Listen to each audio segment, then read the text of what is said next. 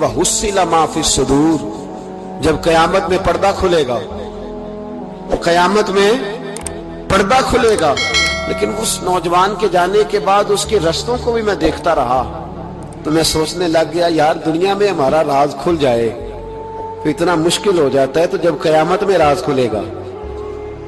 دنیا میں دیکھیں نا، ہمارے ہاں لوگ اگر برا جانتے بھی ہیں تو وہ الا ماشاءاللہ معاذ اللہ غیبت کرتے ہیں، سامنے آ کے بات، یہی مزاج ہے نا معاشرے کا کہ لوگ بہت بڑا ظلم کرتے ہیں، اپنی جان پر غیبت کرتے ہیں، سامنے آ کے بات، تو قیامت میں تو ہر چیز سامنے ہوگی، ہر چیز سامنے آ جائے گی، کھل کے بات سامنے آئے، کس نے کیا کیا۔ آپ شفاعت رسول کے موضوع پر نعرے لگاتے ہیں، پہلے یہ بھی تو دیکھیں نا حضور سفارش کریں گے کس کی، اس پر بھی ذرا غور فرمائیں۔ وہ جو سبحان اللہ ماشاءاللہ والا عنوان ہوتا ہے اس پہ کہتے ہیں ماشاءاللہ جی آج تو پتہ چل گیا جنتی ہیں۔ وہ بھائی جنت کی سڑک پہ بھی تو چڑھنا ہے کہ نہیں، وہ رستہ بھی اختیار کرنا ہے کہ نہیں۔ اللہ تبارک و تعالی نے قرآن مجید میں فرمایا افلا یعلم اذا بعثر ما فی القبور، فرمایا کیا تو نہیں جانتا کہ جب وہ ساری چیزیں اٹھائی جائیں گی جو قبروں کے اندر موجود ہیں، وہ اٹھایا جائے گا، وہ باہر نکالا جائے گا جو قبروں میں ہے، وحصل ما فی الصدور، اور جو حقیقتیں تمہارے سینوں میں چھپی ہیں وہ کھول دی جائیں گی، جو راز تمہارے اندر دفن ہیں وہ سارے فاش کر دیے جائیں گے۔ ان ربہم بہم یومئذ لخبیر، فرمایا بے شک تمہارے رب کو اس دن کی ساری خبر ہے، اسے پتہ ہے اس دن کیا ہونے والا ہے۔ انسان اپنی زندگی میں بہت سارا میک اپ کر کے رکھتا ہے، اپنے اوپر بہت سارے خول چڑھا کے رکھتا ہے، دولت کے، اقتدار کے، تعلیم کے، جھوٹ کے، ملمہ سازی کے۔ وہ جو بنا ہوتا ہے دراصل وہ ہوتا نہیں، اس کے لفظوں پہ، زبان پہ کچھ باتیں اور ہوتی ہیں اور سینوں کے اندر راز کچھ اور ہوتے ہیں۔ اللہ فرماتے ہیں وحصل ما فی الصدور، میں وہ حقیقتیں باہر نکالوں گا جو تمہارے سینوں کے اندر چھپی ہوئی۔ راز کھلیں گے قیامت کے دن، راز کھلیں گے۔ راز دنیا میں بھی کھل جائے تو بندہ پریشان ہوتا ہے، لیکن نبی پاک علیہ الصلوۃ والسلام نے اس بات پر کس قدر زور دیا، فرمایا مسلمان کی پردہ پوشی کرنا، اللہ تمہاری پردہ پوشی کرے گا۔ راز نہ کھولنا، اس کا مطلب ہے راز کھلنے کا بڑا نقصان ہوتا ہے۔ کسی کا راز اگر تمہارے پاس ہے تو اس راز کو راز رکھنا، حضور نے جاسوسی سے منع کیا، فرمایا کسی کا تجسس نہ کر، ڈھونڈنا اس میں عیب کتنے ہیں۔ فرمایا اگر تو کسی شخص کے عیب تلاش کرے گا تو اللہ تجھے رسوا کر دے گا۔ منع فرمایا، پرہیز کرنے کا حکم دیا۔ آپ کو پتہ ہے کسی کے گھر میں جھانکنا بڑا سخت شریعت میں ممنوع ہے، آپ کسی کے گھر جھانک نہیں سکتے۔ بزرگ فرماتے ہیں اگر کسی نے کسی کے گھر جھانکا تو سامنے والے کو اجازت ہے کہ وہ نوکیلی چیز لے کے اس کی آنکھیں نکال دے۔ کیوں کسی کی پردہ داری، اس نے پردہ دری کرنے کی کوشش کی۔ جو چھپی ہوئی چیزیں ہیں انہیں چھپا رہنا چاہیے، یہی بہتر ہے کہ پردوں میں وہ پردہ پوش رہے، اگر وہ پردہ اٹھا دے تو پھر کسے ہوش رہے۔ جو چیزیں جہاں ہیں انہیں ٹٹولنے کی کوشش نہ۔ ہمیں بڑا شوق ہے جاسوسی کا، ہمارے ملک میں جب سے سوشل میڈیا آیا ہے تب سے تو ہر چیز وائرل ہونے لگ گئی ہے نا۔ اب تو فٹافٹ جو بھائی چھوڑ دیں تھوڑی دیر کے لیے، ایسی خبریں بھی میدان میں لائی جاتی ہیں جن خبروں کا کوئی وجود سرے سے ہے ہی نہیں۔ کیا ہم نے حساب نہیں دینا اللہ کی بارگاہ؟ وہ بات، وہ خبر جس کا پوری طرح کوئی وجود ہی نہیں۔ میڈیا چینل بہت زیادہ ہیں، میری ان سے اپیل ہے کہ خدا را خبر کو خبر بنا کے چلائیں، جو خبر ہے ہی نہیں اس کو آپ نے کیسے خبر بنا کے چلا دی۔ آپ لوگوں کی پردہ دری نہ کریں، آپ عزتوں کے محافظ بنے، جو بات جس کی کوئی حقیقت ہی نہیں ہے اس کو اتنا مسالہ لگا کے میدان میں لانا کہ ہم ڈرتے نہیں اللہ تعالیٰ سے؟ بلیک میل کر کے لوگ ایک دوسرے کو وقت گزار رہے ہیں، یہ مسلمان کا طریقہ نہیں ہے میرے عزیز۔ جب راز کھلتے ہیں تو نقصان ہوتا ہے، جب راز کھلتے ہیں تو نقصان ہوتا ہے۔ راز رکھیں۔ میرے نبی پاک علیہ السلام نے ایک نصیحت فرمائی ہے، ذرا غور سے آپ نے سنی ہے بات۔ حضور نے فرمایا اگر تم کوئی کبیرہ گناہ کر بیٹھو تو اس کا اعلان نہ کرو۔ پھر سمجھنا ہے بات کو آپ نے، اگر کبیرہ گناہ کرو تو اس کا اعلان۔ امام اعظم ابو حنیفہ رحمۃ اللہ علیہ فرمایا کرتے جس کی نماز قضا ہو جائے وہ کسی کو بتائے نہ میری قضا ہو گئی ہے۔ کیوں بھلا؟ اس لیے کہ لوگ کہیں گے کوئی مسئلہ نہیں، اس نے قضا کیا تو میں بھی کر لیتا ہوں۔ جب لوگ گناہوں کا اعلان سنتے ہیں تو گناہوں پہ دلیر ہوتے ہیں۔ انسانوں کو دیکھ کر انسان اثر لیتا ہے۔ جب آپ کسی کو کہیں گے نا کہ میں نے یہ بھی میں تو بڑا کچھ کرتا، ہمارے ہاں تو اللہ تعالیٰ معاف کرے کہ سیانے بندے بڑے فخر سے بتاتے ہیں میں یہ بھی کیا کرتا تھا، میں نے سب کچھ کر کے دیکھا ہے، بڑے پاپ کیے، سارا کچھ کیا۔ یہ بتانے والی بات ہے، وہ فخر والی بات ہے، شرم والی بات ہے، اور آپ دلیری سے بتا رہے ہیں۔ یہ تو وہ مقام تھا جہاں زبان لڑکھڑانی چاہیے تھی بات کرتے، آپ دلیری سے بتا رہے ہیں میں نے سارے رنگ دیکھے ہیں زندگی کے۔ یہ وہ کمال ہے؟ یہ تو کافر، جابر، فاسق، ظالم، لٹیرے سارے یہ کام کرتے ہیں، کوئی دکھانے سنانے والی بات ہے؟ تو نبی پاک صلی اللہ علیہ وسلم نے منع فرمایا اس کی توبہ کرنی چاہیے، اس کا اعلان نہیں کرنا چاہیے، اس سے معافی مانگنی چاہیے اس کا اعلان کرتے پھرتے۔ تو راز ہے سینوں میں، عیب ہیں لوگوں کے چھپے ہوئے۔ دنیا میں بھی اگر عیب کھل جائے نا، دنیا میں بھی تو بڑی مشکل بن۔ میرے پاس ایک بچہ آیا، کچھ لوگوں کا درد انسان کو درد مند کر دیتا ہے۔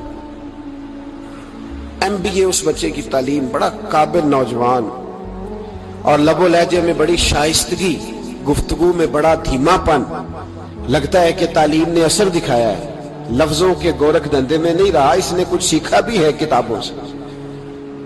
اس نے ایک مسئلہ پوچھا، کہنے لگا اگر کوئی والد ساری جائیداد اپنی بیوی کے نام کرا دے تو اولاد کے لیے کیا حکم ہے اس میں؟ تو میں نے کہا کہ وہ اللہ کو جواب دے گا، اولاد سختی تو نہیں کر سکتی، لیکن اس کو چاہیے نہ تھا ایسا کرتا، اس لیے کہ نبی پاک علیہ السلام نے فرمایا فاتقوا اللہ فاعدلوا اولادکم، اللہ سے ڈرو، اپنی اولاد میں انصاف کرو۔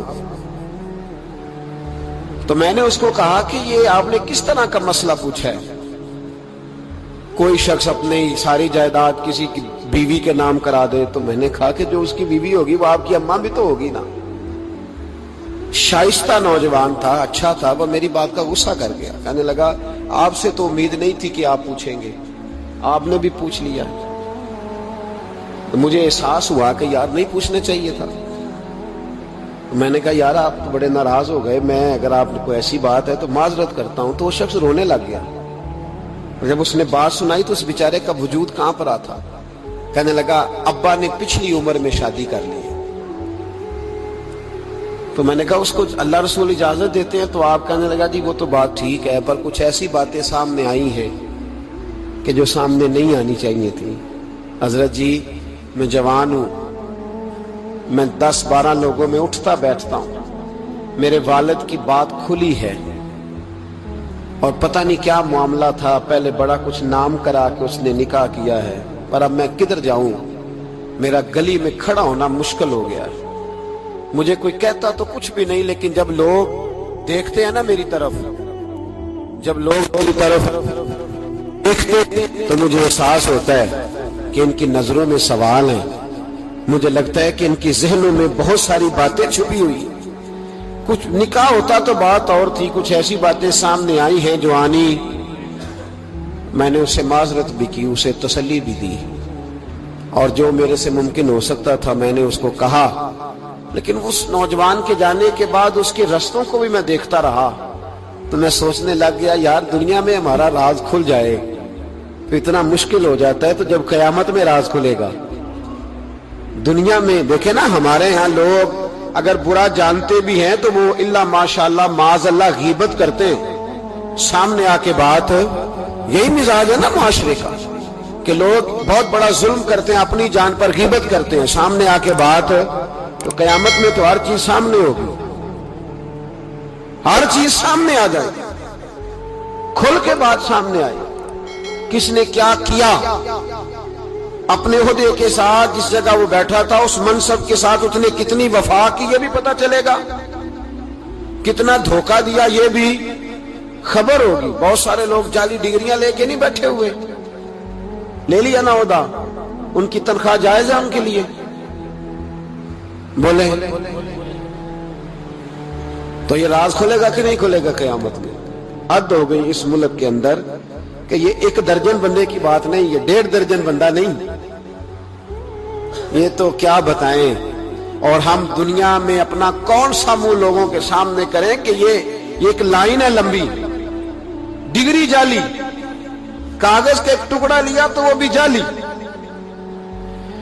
میرے عزیز یاد رکھیں اور ضرور اس پر غور کریں، یہ چیزیں جب قیامت میں کھلیں گی تو مسائل پیدا کریں، اور اللہ کہتا ہے میں کھولوں گا، میں یہ تمہاری چیزیں، جو ٹیچر، جو ڈاکٹر، جو کلرک، جو بیوروکریٹ 2 سال کی چھٹی لے کے سیر کرنے چلا جاتا ہے اور وہاں لکھ کے دے جاتا ہے کہ میں مجھے بخار چڑھا ہوا ہے، میں تو بڑا سخت بیمار ہو گیا ہوں، تو میرے اندر کا سارا نظام گڑبڑ ہو گیا، دوائی لینی ہے، ٹھیک ہے چھٹی مل گئی، قانون میں کمزوریوں کا فائدہ اٹھایا، تو جب قیامت میں راز کھلے گا یہ تو سیر کرنے گیا تھا، موج کرنے گیا تھا۔ یہاں تو لوگ نوکری لے کے خوشحال ہو جاتے ہیں، کہتے ہیں جی اللہ کا بڑا فضل ہے، میں 2 گھنٹے جاتا ہوں۔ میں نے کہا فضل نہیں، یہ آزمائش ہے، یہ شرم والی بات ہے جو دلیری سے تو کہہ رہا ہے، یہ شرم حیا والی بات ہے۔ تو 8 گھنٹے کی، میں نے پہلے بھی بتایا تھا، محدث اعظم پاکستان حضرت مولانا سردار احمد صاحب رحمۃ اللہ تعالی علیہ ایک استاد کو رکھنے لگے ادارے میں پڑھانے کے لیے۔ استاد کے ساتھ وظیفہ طے ہوا، سمجھ لیں کہ 10,000 روپیہ تجھے ماہانہ دیں گے، صبح 8 بجے سے لے کر 1 بجے تک تو نے پڑھانا ہے۔ استاد نے سائن کر دیے پڑھاؤں گا، تو آپ فرمانے لگے استاد جی آپ روٹی نہیں کھائیں گے اس دوران، پیشاب نہیں آئے گا آپ کو، پانی نہیں پیئیں گے؟ حضور پینا ہے، تو فرمانے لگے لکھا کیوں نہیں؟ آپ نے مسلسل 1 بجے تک بیٹھنے کا لکھ دیا ہے، تو بتائیں جب آپ پیشاب کرنے جائیں گے تو وہ آپ کا کام کہاں لکھا جائے گا؟ آپ نے لکھ کے دیا ہے کہ میں اتنی ڈیوٹی کروں گا، تو آپ کو سمجھنا چاہیے تھا، کہنا چاہیے تھا کہ میں روٹی بھی کھاؤں گا، پانی بھی پیوں گا، اگر پڑھاتے تھک جاؤں گا تو تکیے پہ لیٹوں گا بھی۔ کیوں آپ نے یہ معاہدہ ایسا کیا؟ تو شخص کہنے لگے حضور آپ میری رہنمائی فرمائیں۔ فرمایا یہاں لکھو کہ میں مسلسل، تو کسی بندے کی پہنچ ہی نہیں ہے کہ وہ اتنا بیٹھ سکے۔ تو ہمارے ہاں جب یہ چیزیں قیامت میں کھلیں گی تو کیا بنے گا؟ آج راز کھلتا ہے تو آزمائش کھڑی ہو جاتی ہے، وظائفیں کر کر کے لوگ تھک جاتے ہیں، جب قیامت میں راز کھلے گا۔ میں تاجر کی بات بعد میں کروں گا، میں سیاستدان کی بات بعد میں کروں گا، میں پہلے پیر صاحب کی بات کرتا ہوں، پہلے علامہ صاحب کی بات، میں اپنی ذات سے شروع کرتا ہوں۔ ایک شخص پیر بن کے بیٹھ گیا، علامہ صاحب درویش مصلح بن کے بیٹھ گیا، لوگوں نے اپنی عقیدتوں کی جبین اس کے سامنے جھکائی، لوگ کئی راتیں اس کے سامنے ہاتھ باندھ کے کھڑے رہے، اس کے لیے لوگوں نے محبت کے سارے تقاضے پورے کیے، اپنی جیب کاٹ کے اس کی خانقاہ کو چلایا، اپنی جائز کمائی اس کے ہاتھ پہ رکھ کے لوگوں نے ایک ادارہ چلانے کے لیے اسے کہا، لوگوں نے اس کی گاڑی کو چوما۔ میں لاہور میں تھا چند دن پہلے، تو گٹر کے اندر گاڑی کا ٹائر چلا گیا، تو میں نے بچے سے کہا کہ کوئی ایسی چیز منگائی جائے، کوئی لکڑی ایسی ہو جائے جو پیچھے رکھی جائے تو گاڑی کو پیچھے موڑیں گے۔ آپ یقین کریں 5-6 لوگ دوڑے آئے، انہوں نے کہا ہم اٹھاتے ہیں، آپ گاڑی پیچھے کریں۔ تو میں نے کہا کپڑے بھر جائے، کہنے لگے حضرت صاحب چھوڑیں، کپڑے بدل بھی جائیں گے، ہمیں اللہ نے موقع دیا۔ تو ان لوگوں کے منہ تک وہ پانی جا رہا تھا، لیکن وہ گاڑی اٹھا رہے تھے، تو ہم لوگوں نے حساب نہیں دینا ان عقیدتوں کا، ان محبتوں کا جواب نہیں دینا؟ اتنی عقیدت کو شخص کرے کہ وہ گندا پانی منہ تک لے جانا پسند کرے، یہ شخص نیک ہے تو میں نے اس کی نوکری کرنی ہے۔ تو اگر وہ شخص جھوٹا ہو، اگر وہ شخص بنا ہوا ہو، اگر وہ اپنا قد اونچا کرنے کے لیے مذہب کا نام استعمال کر رہا ہو، مذہب اس کا مشن نہ ہو، بلکہ مذہب پیسے کمانے کے لیے اس نے اختیار کیا ہو، دولت کٹھی کرنے کے لیے، تو آج تو چلو ٹھیک ہے، لوگ بیچارے عقیدتوں اور محبتوں کا خراج دیتے رہیں گے، لیکن وَحُصِّلَ مَا فِي الصُّدُورِ، جب قیامت میں پردہ کھلے گا، قیامت میں پردہ کھلے گا۔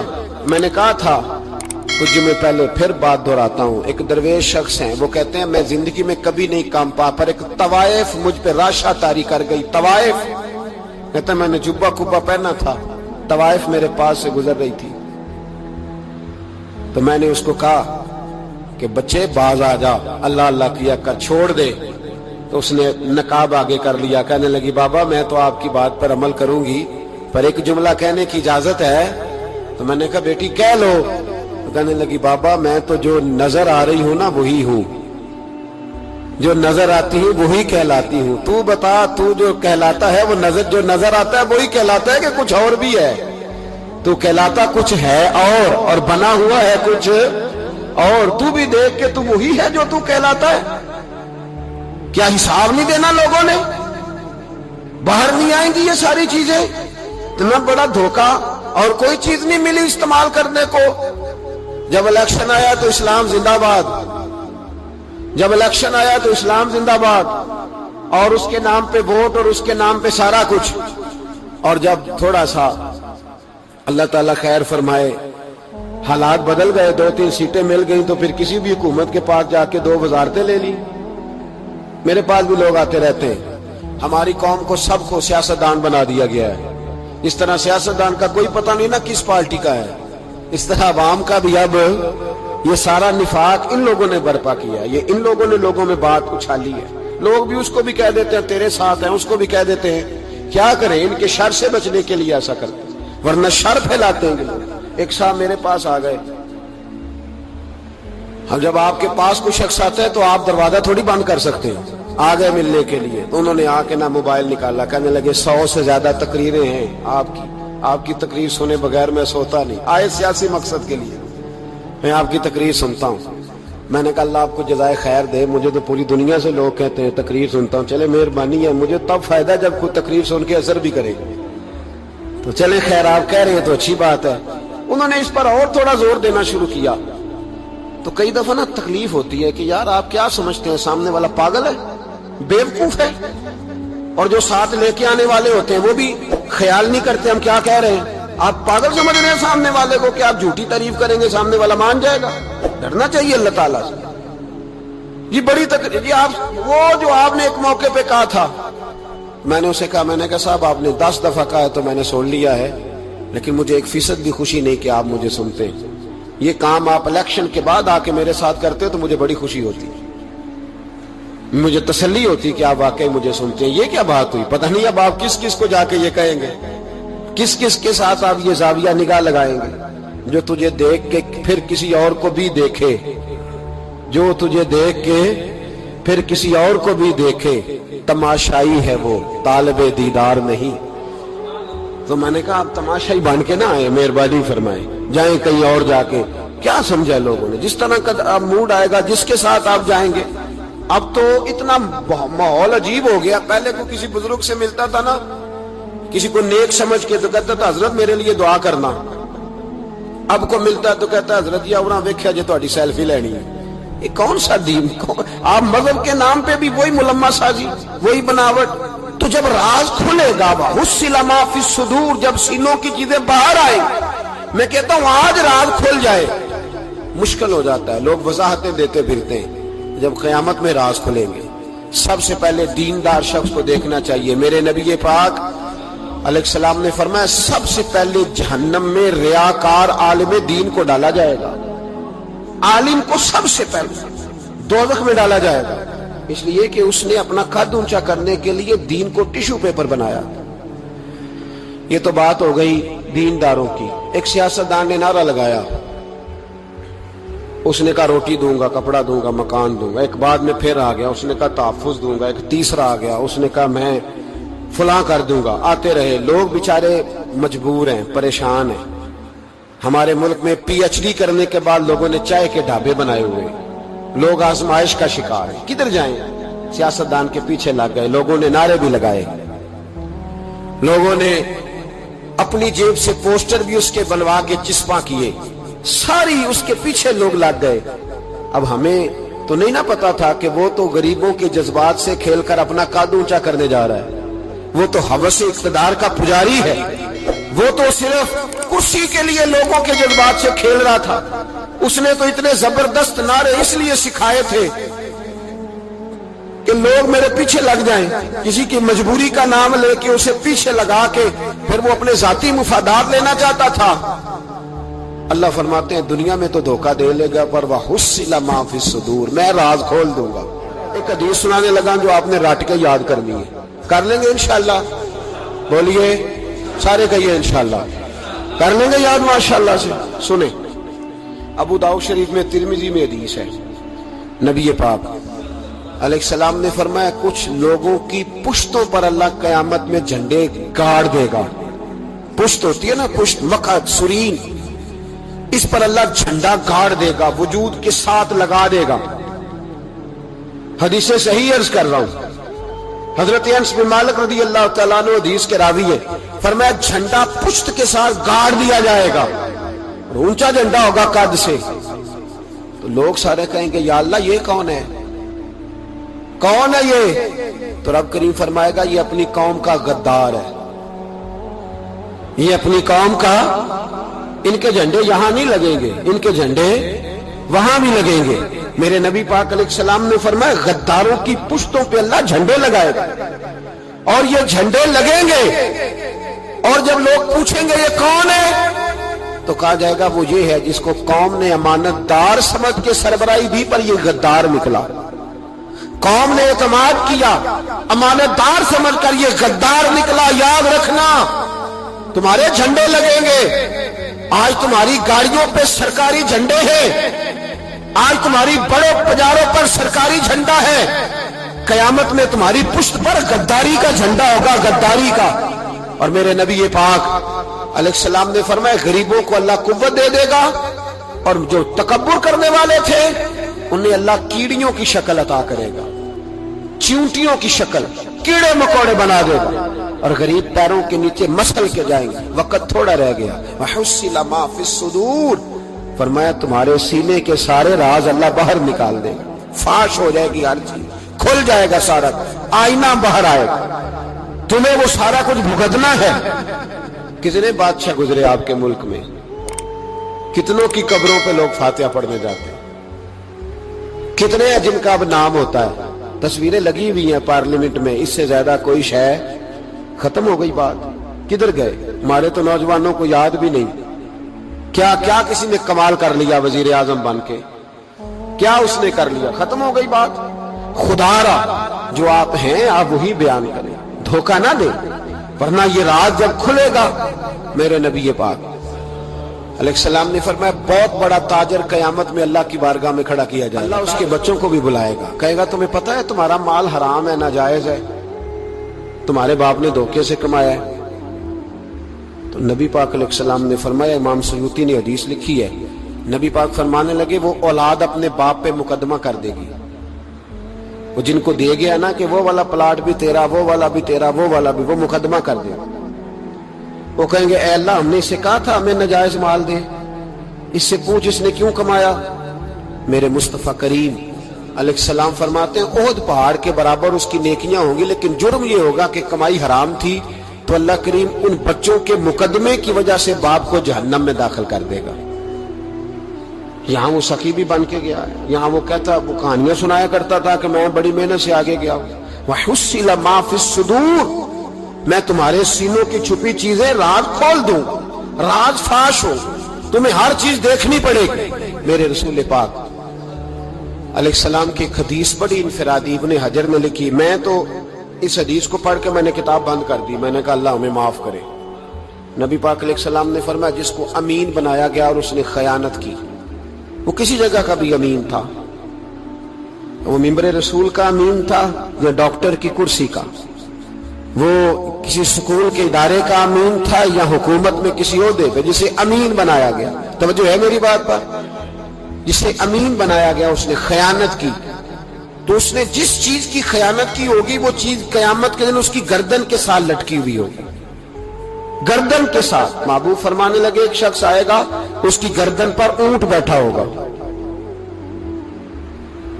اور حدیث کے لفظ یہ ہیں, حضور فرماتے ہیں مجھ سے فریاد کرے گا کہ یا رسول اللہ میری مدد کرے, تو میں اسے کہوں گا میں نے تجھے سمجھایا نہیں تھا, اب تیرے بارے میں اللہ فیصلہ کرے گا. پھر ایک اور شخص آئے گا تو اس کی گردن کے ساتھ, اس نے چونکہ گھوڑے چرائے تھے تو اس کی گردن کے ساتھ گھوڑے لٹکے ہوئے ہوں گے, گھوڑے. اللہ اکبر. تو وہ فریاد کرے گا حضور میری مدد کرے. ذرا یہ چیزیں بھی جاگ کے سنا کرے.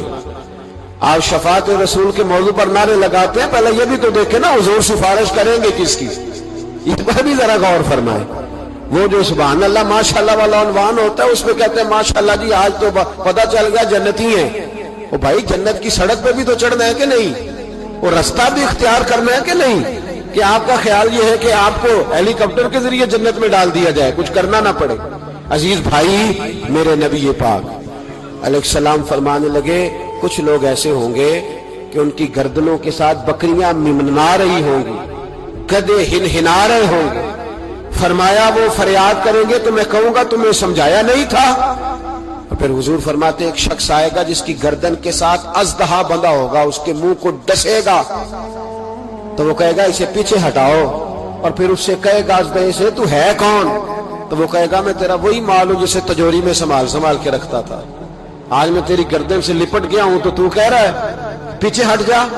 بھائی راز کھلے گا, آپ یقین کریں اچھے لوگوں کے جب راز کھلیں گے قیامت میں تو موج لگ جائے گی. راز صرف بروں کے نہیں کھلیں گے, اچھے لوگوں کے بھی راز. توجہ ہے میری بات پر. حضرت اویس کرنی بھی آئیں گے جو ساری زندگی راز میں رہے.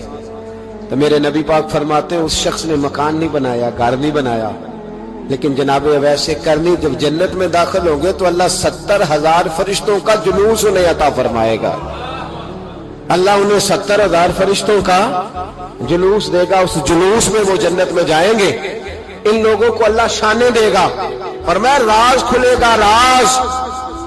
قیامت کے دن کچھ لوگ ان کے چہرے 14ویں کے چاند کی طرح چمکیں گے اور انبیاء اور علماء ان کو دیکھ کر رشک کریں گے. کون ہے؟ میرے مصطفیٰ کریم علیہ السلام فرماتے ہیں رب کریم فرمائے گا یہ میرے محبوب کی امت کے وہ نیک لوگ ہیں جس سے بھی محبت کرتے تھے اللہ کی رضا کے لیے کرتے تھے, اور جس سے بھی انہوں نے زندگی میں دشمنی رکھی صرف اللہ کی رضا کے لیے. اب یہ اللہ کی رضا والا معاملہ کہاں تھا؟ ان کے سینے کے اندر. تو اس کی جزا انہیں قیامت میں ملے گی. کچھ لوگوں کا راز کھلے گا, انہیں بڑا لطف آئے گا, بڑا مزہ آئے گا. حضرت عمر بن عبدالعزیز بادشاہ تھے, لیکن صوفیاء ان کے اقوال کو بطور اسباق کے پڑھتے ہیں. تربیت کے لیے ان کے اقوال اور احوال سنائے جاتے ہیں. حضرت عمر بن عبدالعزیز کے زمانے میں نا ایک سید صاحب کہتے میری 4 بیٹیاں تھیں تو مجھے ضرورت تھی, میری کوئی مدد نہیں ہو رہی تھی. میں درود شریف پڑھتے پڑھتے سو گیا تو مجھے خواب میں محبوب پاک کا دیدار نصیب ہوا. میں نے استغاثہ پیش کیا کہ حضور پریشان ہوں, بیٹیوں کا باپ ہوں. تو نبی پاک علیہ السلام نے فرمایا تو عمر بن عبدالعزیز کے پاس جا. عمر بن عبدالعزیز وہ باکمال شخص ہے جو روزانہ 10 سپارے قرآن پاک کے پڑھتا ہے, 10,000 بار مجھ پر درود و سلام پڑھتا ہے. کتنے سپارے؟ ہم تو خیر سارے مصروف ہیں, 10 لائنیں بھی نہیں پڑھ سکتے, ہم تو بڑے بیزی لوگ ہیں. ہم قرآن شریف پڑھیں گے تو فیس بک کون چلائے گا؟ ہم اگر قرآن شریف پڑھیں گے تو وہ واٹس ایپ پہ ٹائم کون دے گا؟ ہم تو بیزی ہیں, بہت زیادہ مصروف ہیں. ہم اگر تھوڑی دیر قرآن شریف کھولیں گے تو وہ جو سیاسی تبصرہ سارا دن کرنا ہوتا ہے وہ کہ گرنا نہ جائے کوئی آسمان سے چیز. ہم تو مطلب بیزی ہیں. بادشاہ وقت کے بادشاہ 10,000 مرتبہ درود و سلام. اللہ اکبر. بس بندہ ارادہ کر لے تو اللہ اسے موقع بھی عطا فرمائی دیتا ہے, اللہ اس کی مدد کرتا ہے. 10,000 بار پڑھتے تھے. تو نبی پاک علیہ السلام نے کیا خوبصورت بات ارشاد فرمائی. محبوب فرمانے لگے 2-4 دن پہلے نا عمر بن عبدالعزیز نے 3,000 درود شریف کم پڑھا ہے, اسے جا کے کہے 500 دینار جرمانہ دے, وہ 500 لے آ, تیرا کام بن جائے گا. جناب عمر بن عبدالعزیز کے پاس وہ سید صاحب آئے, کہتے میں سمجھا کسی درویش کا نام بتایا ہے, میں سمجھا کسی خانقاہ کے سجادے کی بات ہے, کسی مسجد کے خطیب کی, کسی ادارے کے محتمم کی بات. لیکن جب میں ان کے علاقے میں آیا میں نے پوچھا عمر بن عبدالعزیز کون ہے؟ تو لوگوں نے کہا وہ تو ہمارے حکمران ہیں۔ میں نے کہا بادشاہ؟ لے چلو۔ جب میں گیا تو بڑا عالی شان جوبا، سر پر تاج، دائیں بائیں دربار میں لوگ۔ پھر میرے دل میں خیال آیا میں غلط آدمی کے پاس تو نہیں آ گیا، یہ کون شخص ہے؟ لیکن جب میں لوگوں سے پوچھا کہ یہ عمر بن عبدالعزیز ہی ہے، کہا وہی ہے۔ کہتے میں ان کے قریب گیا، دیکھو راز کھول رہے ہیں۔ کہتے میں کان میں جا کے کہا 10,000 درود شریف پڑھتے ہو؟ کہتے انہیں شاک لگا، جھٹکا، یوں دیکھا، تجھے کس نے بتایا؟ میں نے کہا کوئی ہفتہ سوا پہلے 3,000 کم بھی پڑھا ہے۔ کہتے ہیں وہ تو ٹھٹھرنے لگے، فٹافٹ میرا بازو تھاما، کونے میں لے گئے، کہنے لگے کہ تو میری بیوی کو بھی نہیں پتا کہ میں پڑھتا ہوں، یہ تو میرے خاص خادم کو بھی نہیں پتا، یہ تو میرا اور خدا کا، میرا اور مصطفیٰ کا راز ہے، اللہ رسول سے میرا راز ہے، تجھے کیسے پتا چلا؟ تو کہتے ہیں وہ سید صاحب کہتے ہیں میں نے ان سے کہا کہ جن کے ساتھ آپ کا راز ہے مجھے انہوں نے ہی بتایا ہے، رازدار نے ہی بتایا ہے۔ اور محبوب نے فرمایا میں سید ہوں، مجھے گھر میں ضرورت تھی، صدقہ زکوٰۃ لے نہیں سکتا، مجھے حضور نے کہا جا اسے کہہ تجھے 500 دینار دے، کم پڑا درود شریف؟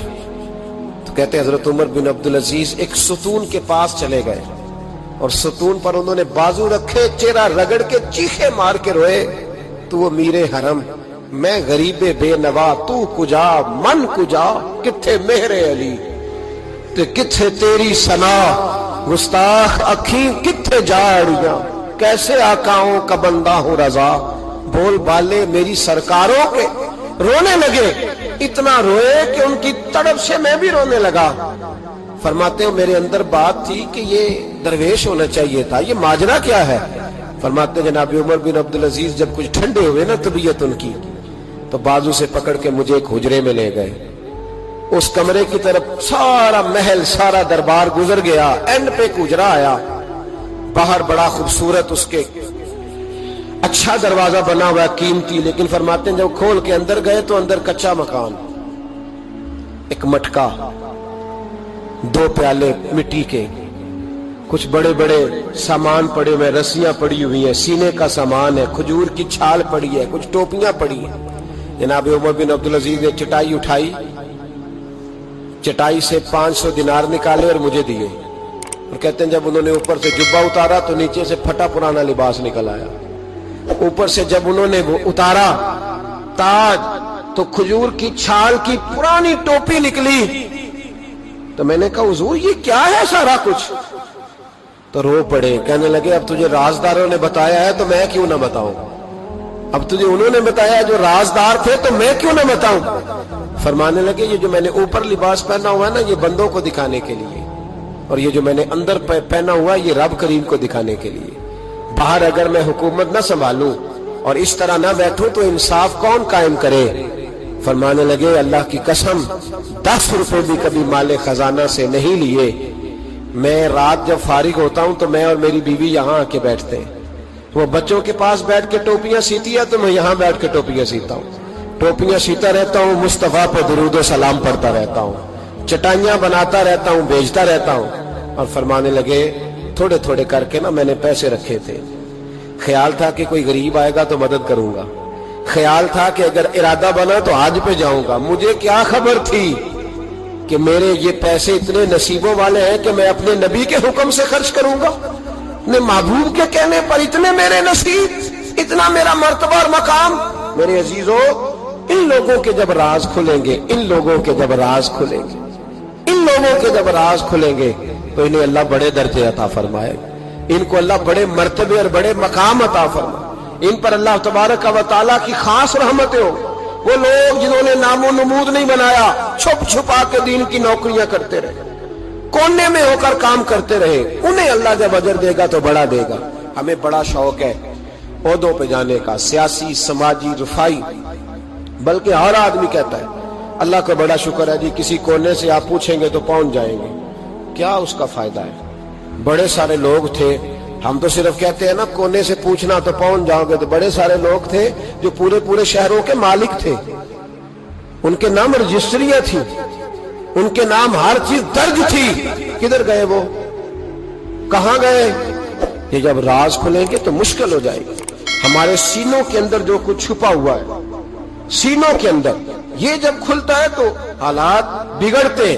اپنی ضمیر کی آواز کو سنیں، اندر دیکھیں من کیا کہہ رہا ہے. ہمیں پتہ ہوتا ہے سچ کیا ہے، ہمیں پتہ ہوتا ہے جھوٹ کیا ہے، ہمیں پتہ ہوتا ہے خیر کیا ہے، ہمیں پتہ ہوتا ہے شر کیا ہے. ہمیں خبر ہوتی ہے کہ میں خوابوں کی دنیا میں زندہ ہوں. ہمیں پتہ ہے ہم جھوٹ کے سہارے وقت گزارے، ہمارے علم میں ہے ہم کہاں کھڑے ہیں. لیکن بس زندگی گزر رہی ہے، ہم ضمیر کی آواز پر ہم اس کی آواز کو سنتے نہیں، روز دبا دیتے ہیں. نبی رحمت علیہ الصلوۃ والسلام نے فرمایا 2 منہ جس شخص کے ہوتے ہیں وہ لعنتی ہوتا ہے. 2 منہ. یا رسول اللہ 2 منہ کس کے ہوتے ہیں؟ فرمایا ایک کے پاس جاتا ہے تو کہتا ہے تیرا ہوں، پلٹ کے دوسرے کے پاس آتا ہے تو اسے کہتا ہے میں تیرا ہوں. سب کا بنا رہتا ہے. کچھ لوگوں کو شوق ہے سارے مجھے اچھا کہیں. کیوں تجھے سارے اچھا کہیں بھائی؟ وجہ بالکل نہیں کہنا چاہیے، بالکل نہیں. اگر سارے لوگ رب رسول کے بارے میں معاذ اللہ درست نہیں ہے، بڑے کافر نہیں پائے جاتے دنیا میں. اتنی بڑی ہستیوں پر جب دنیا کا اجتماع مکمل نہیں ہو سکا تو نے یہ کیسے دعویٰ کرنا سارے مجھے صحیح کہیں؟ کیوں تو اس چکر میں ہے؟ ساروں کا صحیح کہنا ضروری نہیں، تیرا صحیح ہونا ضروری ہے. لوگوں کا تجھے صحیح سمجھنا ضروری نہیں، تیرا صحیح، بولیے، تیرا صحیح ہونا. مکہ تو سارا مخالف تھا، عرب تو سارا مخالف تھا. اب اگر بات یہی ہوتی تو پھر ابو بکر صدیق کو چاہیے تھا نا جدھر سارے جا رہے ہیں ادھر جاتے. انہوں نے یہ نہیں دیکھا کہ لوگ کیا کہہ رہے ہیں، انہوں نے یہ دیکھا کہ میرا ضمیر کیا کہہ رہا ہے. اندر دیکھے، اندر سینوں کے راز جو چھوئے، پتہ ہے صحیح کہ کیوں جھوٹ کی زندگی گزارتے ہیں، کیوں دوگلا پالسی سے وقت گزارتے ہیں، کیوں ہم اس طرح کرتے ہیں. اندر دیکھیں، اندر جھانکیں. اندر گواہی دیتا ہے آپ کا کہ حق کیا ہے، سچ کیا ہے. اندر سے پوچھیں. حضرت وابصہ رضی اللہ تعالیٰ عنہ حضور علیہ السلام کے صحابی ہے، کہتے ہیں میں گھر کے اندر تھا تو میرے دل میں خیال آیا میں حضور سے پوچھوں نا نیکی کیا ہوتی ہے اور بدی کیا ہوتی ہے، خیر کیا ہے شر کیا ہے، پوچھوں نا. کہتے ہیں میں گھر کے اندر ارادہ کیا، ارادہ کر کے میں مسجد نبی میں پہنچا تو رش تھا، بہت سارے صحابہ بیٹھے تھے. میں پیچھے بیٹھ گیا تو محبوب فرمانے لگے ادنو منی یا وابصہ، وابصہ میرے قریب آ جا. فرماتے میں آ کے درمیان میں بیٹھ گیا تو حضور مسکرا کے فرمانے لگے چل اور قریب آ جا. اور قریب آیا تو حضور کہنے لگے ادنو منی، چل یار اور قریب آ جا. کہتے میں اتنا قریب آیا کہ میرے گھٹنے حضور کے مقدس گھٹنوں سے مس ہونے لگ گئے. حضور نے فرمایا کیسے آئے ہو، کیسے آئے؟ کہتے ہیں میں بولنے ہی لگا تھا کہ حضور فرمانے لگے تو بتائے گا کیا پوچھنے آیا کہ میں بتاؤں؟ موج ہے آج، محبوب کا دروازہ رحمت کھلا. فرمایا میں نہ بتاؤں تو کیا پوچھنے آیا تھا؟ کہا حضور آپ بتائیں تو پھر تو کمال ہو جائے. تو محبوب نے فرمایا تو نے زبان سے تو نہیں کہا پر دل میں تو سوچ کے آیا تھا آج حضور سے پوچھوں گا نیکی کیا ہوتی ہے بدی کیا ہوتی ہے. کہتے میرا چہرہ کھل اٹھا. میں نے کہا حضور واقعی آپ اللہ کے سچے رسول ہیں، یہی پوچھنے آیا تھا. نبی پاک نے میرے سینے پہ ہاتھ مارا. میں جا میں نے تیرے دل کو دین کا عالم بنا دیا ہے، اپنے دل سے پوچھ لے، تیرا دل ہی تجھے فتویٰ دے دیا کرے گا. آج کے بعد تیرا دل تجھے بتائے گا کہ نیکی کیا ہے اور بدی. بولیے نیکی کیا ہے اور بدی کیا ہے، تیرا دل تجھے بتائے گا. اس سے فتویٰ لے لے، پوچھ لے نیکی کیا ہے بدی کیا ہے. او بھائی ضمیر کی آواز سنے، پوچھے یہ آپ کو کیا کہہ رہا ہے. ہمیں پتہ ہوتا ہے ہم غلط ہیں، صحیح نہیں چل رہے. کس بات کا انتظار ہے؟ موت کا، گاڑی کی ٹکر ہونے کا؟ ہم کس بات کا انتظار کر رہے ہیں کہ جب رپورٹ کرائیں تو اس کے اندر کوئی بیماری نکل آئے؟ کس بات کا انتظار کر رہے ہیں جب ڈاکٹر ہمیں کہے کہ بس کھانا پینا بند ہے اب آپ کا، بد دوائیوں پہ اس وقت کا انتظار ہے؟ لوگوں کو ذرا کوئی بیماری کی کھینچ لگتی ہے تو 4 دن سوچتے ہیں اب میں بالکل نیک ہوں، صحیح ہو جاتے ہیں تو انہی چکروں میں. او خدا کے بندو اندر کی آواز سنو. آپ کے اندر سے روز آواز آتی ہے کہ نمازیں 5 ہیں تو 5 پوری پڑھنی چاہیے. آپ کے اندر سے آواز آتی ہے کہ میری بقا قرآن پاک میں ہے، مجھے قرآن روز کھولنا چاہیے. آواز آتی ہے کہ میں اس درویش کے جا کے آستانے پہ بیٹھوں گا تو میں بچ جاؤں گا.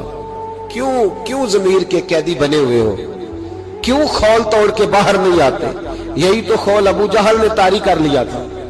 وہ کہتا تھا چدراہٹ کا کیا بنے گا، کام کر لوں، یہ کر لوں، وہ اس خول کو توڑ دو، باہر نکل آؤ، آواز پہ لبیک، کس بات کا انتظار؟ کب؟ جو 35 سال زندگی گزار چکا ہے وہ آدھی جی چکا ہے، آدھی گئی اور باقی آدھی پتہ نہیں ہے کہ پتہ نہیں ہے۔ کس بات کا انتظار ہے؟ جب راز کھلیں گے مشکل ہو جائے گی۔ اللہ بڑے موقع دیتا ہے، اللہ ہمیں سمجھنے کے بڑے موقع دیتا ہے۔ میرے نبی پاک علیہ السلام فرماتے ہیں اللہ قیامت کے دن تم سے پوچھے گا کیا میں نے تمہیں زندگی نہیں دی تھی، تمہیں شعور کی دولت نہیں دی تھی؟ اللہ تم سے پوچھے گا کیا تمہیں سوچنے کی طاقت نہیں دی تھی؟ اللہ تم سے پوچھے گا ٹھنڈے پانی سے تمہیں سیراب نہیں کیا تھا؟ کون سی ایسی نعمت تھی جو تمہارے گھر کے دروازے تک نہیں پہنچائی؟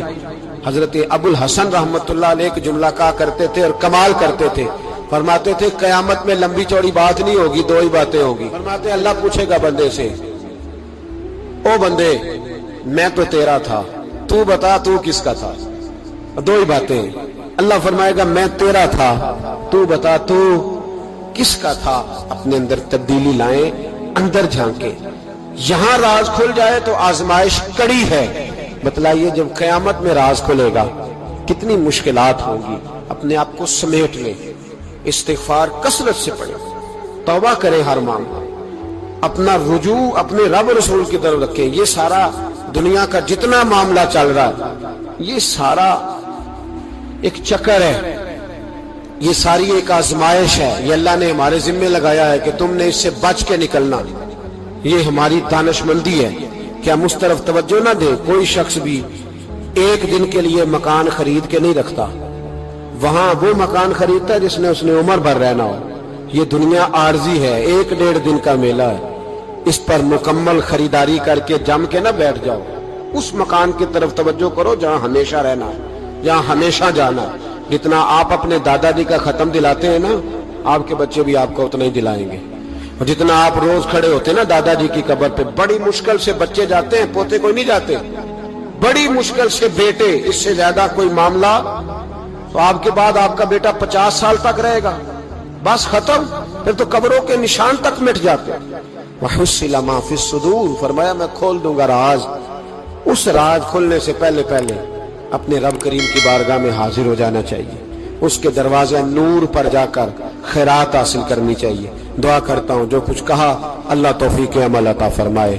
حجاج بن یوسف ظالم تھا، ظلم کرتا تھا، زیادتی کرتا تھا۔ حضرت سعید بن جبیر ایک تابعی بزرگ تھے، اتنے بڑے بزرگ تھے کہ ساری رات نماز پڑھتے تھے، سارا سال روزہ رکھتے تھے۔ ایک دن انہوں نے منبر پہ بیٹھ کے کہا کہ حجاج ظلم سے باز آ جائے ورنہ اللہ کی لاٹھی بڑی بے آواز ہے۔ اللہ کی لاٹھی، اس کا کیا مطلب ہوتا ہے؟ اس کا مطلب ہے جب رب کی لاٹھی چلتی ہے تو اس کی آواز، جی اس کا پہلے کوئی پیغام، وہ پہلے اعلان نہیں کرتا کہ تگڑے ہو جاؤ لاٹھی چلنے لگی ہے، لاٹھی چلتی ہے پر اس کی آواز، سمجھ آ رہی ہے میری بات کی؟ جمعۃ الوداع کے لیے تشریف لانے والے احباب خاص غور فرمائیے گا۔ حجاج بن یوسف کو پتا چلا کہ حضرت سعید بن جبیر نے میرے خلاف بات کی، بلا لیا، کہنے لگا تو نے میرے خلاف بات کی ہے؟ فرمانے لگے کی ہے۔ کہنے لگا تجھے پتا ہے میں قتل کر دوں گا؟ آپ فرمانے لگے نہ تو زندگی کا مالک ہے نہ موت کا مالک ہے، تو کیسے قتل کر؟ کہنے لگا تجھے پتا ہے میرا؟ فرمایا میں نے تجھے نہیں، میں نے تو کئی شداد، کئی حماد، کئی قارون، کئی فرعون، کئی نمرود دیکھے، کئیوں کی داستانیں سنی، تو کون ہے؟ تو چھوٹا سا ہے۔ ایک جملہ ہے مولانا جلال الدین رومی کا، بڑے درویش تھے، ایک بات کہہ گئے، کہنے لگے نمرود جتنے پیسے نہیں، فرعون جتنی حکومت نہیں، قارون جتنی دولت نہیں، ورنہ فرمانے لگے میرے زمانے میں بھی کئی لوگوں کا خدا بننے کو دل کرتا ہے، کئی لوگوں کا دل کرتا ہے، لیکن نمرود جتنے پیسے، فرعون جتنی طاقت اور قارون جتنی دولت نہیں، ورنہ ہو سکتا ہے لوگ دعویٰ کر جائیں معاذ اللہ ثم معاذ اللہ۔ یہ آج سے کئی سو سال پہلے وہ کہہ رہے ہیں، آج تو حالات بڑے ابتر ہیں، اس کی نسبت خطرناک۔ فرمانے لگے حضرت سعید بن جبیر تو زندگی موت کا مالک نہیں۔ کہنے لگا پکڑو، قتل کرو اسے، لے جاؤ۔ جب پکڑ کر کھینچ کر لے جا رہے تھے نا تو حضرت سعید بن جبیر مسکرانے لگے. اب ظالم کے سامنے مسکرائے تو اس کو بڑا غصہ آیا، یہ میرا مذاق اڑاتا ہے. بلا لیا، ادھر آؤ، کیوں مسکرا رہے ہو، کیا ہوا؟ تو حضرت سعید بن جبیر کہنے لگے میں مسکرا رہا ہوں تیری بیوقوفی پر اور اپنے اللہ کی دی ہوئی ڈھیل پر. میں مسکرا رہا ہوں کہ یا اللہ کیا بات ہے، کیا تیرا شان ہے، کیسے لوگوں کو ڈھیل دی ہوئی ہے. میں مسکرا رہا ہوں تیری بیوقوفی پر کہ تو سمجھتا ہے شاید مجھے پوچھنے والا کوئی نہیں. کہنے لگا اس کو باہر نہ لے جاؤ، میرے سامنے قتل کرو. ٹھیک ہے جی، قتل کرنے لگے تو حضرت سعید بن جبیر نے منہ کعبے کی جانب کر لیا. انی وجہت وجہی للذی فطر السماوات والارض حنیفا وما انا من المشرکین. جب آپ نے یہ آیتیں پڑھی نا کہ میں نے منہ کر لیا ہے اپنے رب کی جانب، کرو مجھے قتل. کہنے لگا نہیں اس کا منہ پھیرو، کعبے کی طرف ہو کے قتل نہ ہو. ہے ظالم پر پاگل ہو گیا ہے. حضرت سعید بن جبیر کے حوصلے نے شکست دے دی، ناکام ہو گیا، مخبوط الحواس ہو. کہنے لگا اس کا منہ پھیر دو. جب کعبے سے پھیرا تو آپ فرمانے لگے للہ المشرق والمغرب فانما تولى فثم وجه اللہ. اللہ فرماتا ہے تو مشرق اور مغرب سارا ہی اللہ کا ہے، جدھر بھی منہ کرو گے ادھر اللہ ہی اللہ ہے، جدھر بھی منہ کرو گے ادھر اللہ ہی اللہ ہے. چاروں جانب پھیر دے، جدھر منہ پھیرنا ہے تو نے پھیر دیا منہ. حضرت سعید بن جبیر کے گلے پہ خنجر رکھا تو آپ نے ہاتھ اٹھائے، کہنے لگے اے اللہ میرے بعد اسے کسی اور پر مسلط نہ کرنا، میرے بعد کسی اور پر مسلط نہ، بس میں آخری ہوں. جب آپ ذبح ہوئے تو اتنا خون نکلا کہ لوگ کہتے ہیں جتنا اونٹ کے وجود سے نکلتا ہے. تر ہو گیا سارا اس کا دربار. ایک سمجھدار آدمی کو بلا کے کہنے لگا اتنا خون میں نے پہلے میں نے بڑے بندے قتل کرائے ہیں پر اتنا خون نہیں نکلا. تو وہ کہنے لگے لوگ مر جاتے ہیں، مرتے وقت ڈر جاتے ہیں، سہم جاتے ہیں، خون سکڑ جاتا ہے. لگتا ہے یہ شخص جب دنیا سے گیا ہے تو ڈٹ کے گیا ہے، یہ ڈٹ کے گیا ہے دنیا سے. حجاج بن یوسف رات کو سویا تو تڑپ کے اٹھا، کیا ہوا؟ گھر والے کہنے لگے کیا ہوا؟ کہنے لگے سعید بن جبیر خواب میں آئے اور کہتے ہیں اٹھ مجھے بتا تو نے مجھے کیوں قتل کیا، بتا کیوں مارا. اگلی رات پھر سویا تو وہی خواب، پھر سویا تو وہی خواب. گناہ نفسیاتی مریض بنا دیتا ہے، ظلم تجھے مخبوط الحواس کر دیتا ہے. جب تو زیادتی کرتا ہے تو اللہ فرماتے ہیں کہ تو اللہ کو بھولتا ہے، اللہ تجھے اپنا آپ بھلا دیتا ہے. پھر تو بھول جاتا ہے، پھر تو سیدھے رستے پہ چلتا ہے پر بھٹک جاتا ہے، پھر تو صحیح رستوں کا تعین کر کے بھی گمراہ ہوتا ہے، پھر تو روز وہی گاڑی چلاتا ہے پر اب جب تو بریک لگاتا ہے تو نہیں لگتی. جب گناہوں کے ساتھ تو مخبوط الحواس ہوتا ہے تو روز وہ کاروبار کرتا ہے، لیکن جب تیرے گناہ تجھے گھیر لیتے ہیں پھر اسی کاروبار میں تو نقصان اٹھاتا ہے. حجاج بن یوسف تڑپتا ہے، روتا ہے، یہاں تک کہ بیمار ہو گیا. پیٹ میں درد ہوتی ہے، پتہ نہیں کیا ہوا، تکلیف ہوتی ہے، پتہ نہیں. سارے حکیم، طبیب، ڈاکٹر کوئی نہ سمجھ سکا کہ بیماری کیا ہے. جو بیماریاں خدائی ہوتی ہیں ان کا لوگوں کو پتا، جو آزمائشیں رب کی جانب سے ہوتی ہیں وہ ڈاکٹروں کے ہتھے نہیں چلتی. جو تکلیفیں اللہ دیتا ہے ان کا حکیم طبیب علاج نہیں کر پاتے، مشکل. اور شفا اسی وقت ہوتی ہے جب اللہ دینا چاہے، اور جب رب بھی دینا نہ چاہے تو بڑے بڑے ڈاکٹر کہتے ہیں کہ ہمارے بس کی بات نہیں رہی. بغداد سے حکیم آئے، پیٹ دیکھا، کہنے لگے نہ تیرے معدے میں کوئی دقت ہے، نہ تیرے جگر میں، نہ کسی اور جگہ، ماجرا کیا ہے؟ ایک آخری علاج ہے، آخری. وہ کیا؟ گوشت کا چھوٹا سا ٹکڑا دھاگے کے ساتھ باندھ کے منہ میں ڈالا اور پھر ایک باریک سا تنکا لے کے اس کو اندر ڈالنے لگے گلے میں. وہ گوشت کا ٹکڑا جب حلق کے اندر اتر گیا اس حکیم نے واپس کھینچا تو کیسے ایسی بدبو آئی جیسی کبھی سونگی نہ تھی. جانور کیڑے مکوڑے لگے ہوئے باہر نکلے اور جب دیکھا تو جتنے محل میں لوگ بیٹھے تھے چلاتے ہوئے نکل گئے کہ یہ کیا مصیبتیں ہیں. حکیم بھی اٹھ کے دوڑنے لگا. کہا تجھے کیا ہوا؟ کہنے لگے حجاج تیری بیماری زمینی نہیں، تیری مصیبت زمینی نہیں. کہا میری مرض تک تم کیوں نہیں پہنچ پا رہے؟ تو کہنے لگے لگتا ہے تو بد دعا کا مریض ہے. लगता है तू जुल्म का मरीज है, तू जबर का मरीज है। तड़पता रहा, सिसकता रहा। एक वक्त वो भी आया कि घर वालों ने कमरे में बंद करके ताला लगा दिया, दीवार से टक्करे मारता। ओ भाई, जो गुनाहों के बीमार होते हैं उन्हें शिफा नहीं होती, जो जुल्म, जबर, बर्बरियत के बीमार होते हैं उन्हें सुकून कल्बी मुयस्सर नहीं आता। दवाइयां उन बीमारियों की बनी हुई हैं जो बीमारियां जमीनी हैं, जो बीमारियां खुराक की बदपरहेजी से होती हैं, जो गुनाहों की बदपरहेजी से होती हैं। उनकी बीमारियां, उनकी शिफा तौबा है, उनकी शिफा रुजू इल्लाह है। उनकी तौबा, अल्लाह से माफी मांगने से शिफा होती है। हज्जाज जब मरने लगा तो बुलाया, ये रंग भी जरा मुलाहिजा कीजिएगा, 2-4 करीबियों को बुलाया। पता होता है ना अपने करतूतों का आदमी को, पता सारा है सरदार को कीती है, तो पता होता है सारा। बुला के कहने लगा जब मैं मर जाऊं तो मुझे रात को दफन करना। क्यों भाई, औरत है? कहने लगा नहीं, रात को दफनाना। ठीक है, रात को दफना देंगे। फिर कहने लगा जब सुबह हो जाए तो सुबह होने से पहले पहले मेरी कब्र जमीन के बराबर कर देना, निशान मिटा देना। का वजह, तू कलमा पढ़ता है, हुजूर का हुक्म है कि कब्र कम अज कम एक बालिश, एक गेट ऊंची होनी चाहिए जमीन से, कम अज कम। तो तू तेरी कब्र मिटा दे, वजह पता होता है अपने जुल्मों का। कहने लगा मुझे पता है लोग मेरे मरने के बाद मेरी कब्र भी नहीं छोड़ेंगे। दुनिया में तो मेरे जबर की वजह से कोई आ ना सका, लेकिन मेरी कब्र भी लोग जनाजों में बातें शुरू कर देते हैं। जनाजों में मैंने ऐसी भी दास्तानें सुनी है कि कोई मरा तो लोग जूतों का हार कब्र पे डाल आए। नहीं भाई, तू जब जिंदा था तो तेरे जबर जुल्म की वजह से नहीं को बोल सका। एक तो है कयामत में हिसाब होगा, यहां दुनिया में हिसाब होने लगता है। इतनी लंबी जुबानें लोगों की लटक कर मरते वक्त बाहर निकल आती हैं। दुआ करें, जुमा है, अल्लाह ताला ईमान की मौत अता फरमाए। दुआ फरमाए रब ताला, अल्लाह तबारक व तआला तौबा करके जाने की तौफीक अता फरमाए। जागे जागे और सुने और दुआ करे, ए अल्लाह तू हमें जुल्म से वैसे ही महफूज फरमा।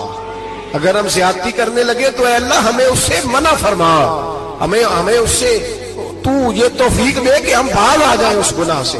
मेरे भाई, एक तो दुनिया में सजा है, फिर कयामत की सजा है, और वो ज्यादा सख्त है, वो ज्यादा सख्त है।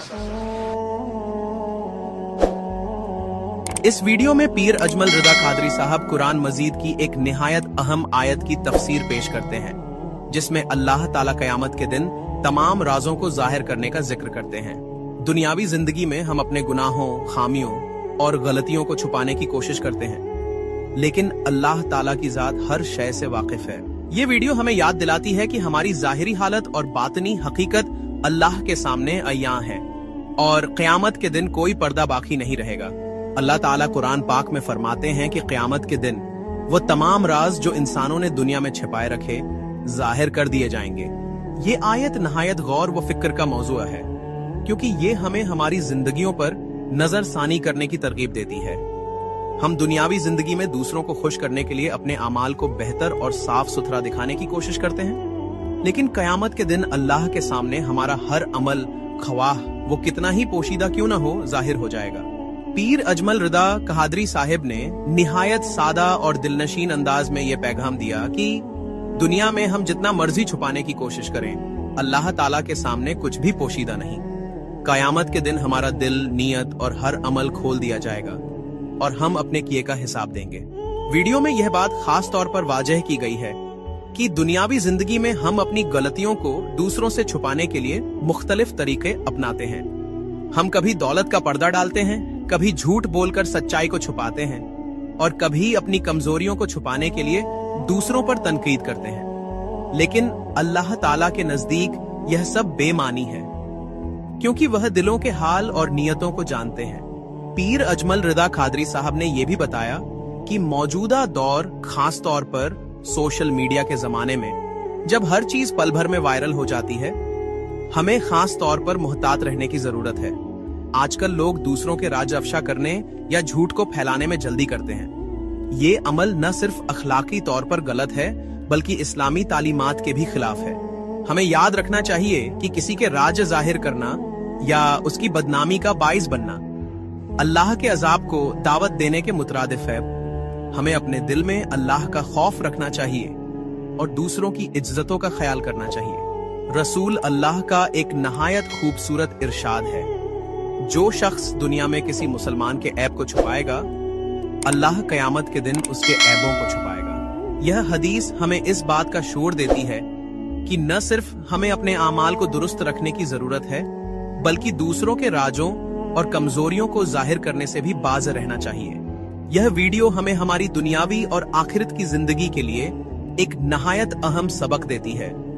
हमें अपनी नियतों को खालिस रखना चाहिए, अपने आमाल को दुरुस्त करना चाहिए और दूसरों के साथ शफकत, मेहरबानी और एहतराम का रवैया अपनाना चाहिए। अल्लाह ताला हमें नेक आमाल करने, दूसरों की इज्जतों का ख्याल रखने और कयामत के दिन के हिसाब किताब के लिए खुद को तैयार करने की तौफीक अता फरमाए। आमीन। अगर आपको हमारी वीडियो अच्छी लगी हो तो हमारे चैनल को सब्सक्राइब जरूर करें